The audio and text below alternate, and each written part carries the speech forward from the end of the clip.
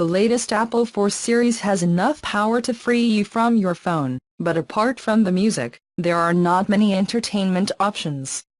Now, Audible's audiobook application has reached watchOS 5, allowing you to listen to books directly from your wrist.